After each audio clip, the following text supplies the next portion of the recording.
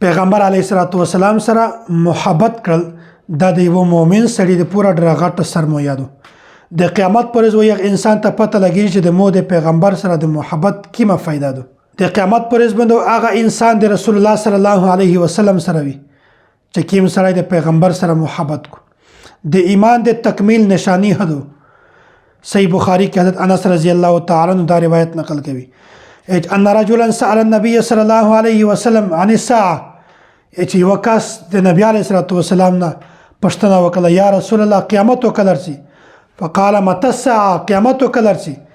نبی علیه الصلاۃ والسلام ورته فرمایي چې تو د قیامت ته پوره تیاری کړې دوه ځکه پښتنه کې دا ورته چې یا رسول الله تیاری خو مې نه دوه کړې خو د مو سره یو داس عمل دی چې د یغه عمل په وجه فر د مو د یقین دی چې الله تعالی مو ته یو غټ مقام ورکوي دا ورته چې کیم عمل دی در سره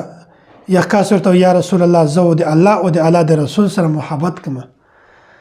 یا رسول الله زه تو سره محبت کوم نبی علیه الصلاۃ والسلام ورته چې بالکل بیا ته د میش سره وي چې څوک د چا سره محبت کو هغه کاسو د یخ سره وي حتی انس رضی الله تعالی فرمایي چې په دغه جمله سره میش دمره خوشول شولي چې په بل ټکی باندې میش کله دمره زیات نه خوشول شوی دا فرمایي چې په انا بعد نبی علیه الصلاۃ والسلام سره محبت حضرت عمر فاروق رضی الله تعالی عنہ سره محبت مک او بکر صدیق رضی الله تعالی عنہ سره محبت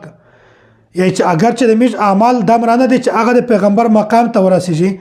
خو د دې د محبت ته وجنه د میش مقام هه د دې سره برابر وي نو دا د ایمان د تکمیل نشانی دو چې څوک د پیغمبر علیه الصلاۃ والسلام سره خپل محبت زیات کو په خپل مول نه جایداد نه مور پلور نه بچون نه شزه نه خور نه یې چې دغه انسان ایمان مکمل دی کچیره نور سره محبت زیات کو د پیغمبر سره محبت کم کو دغه انسان ایمان ناقص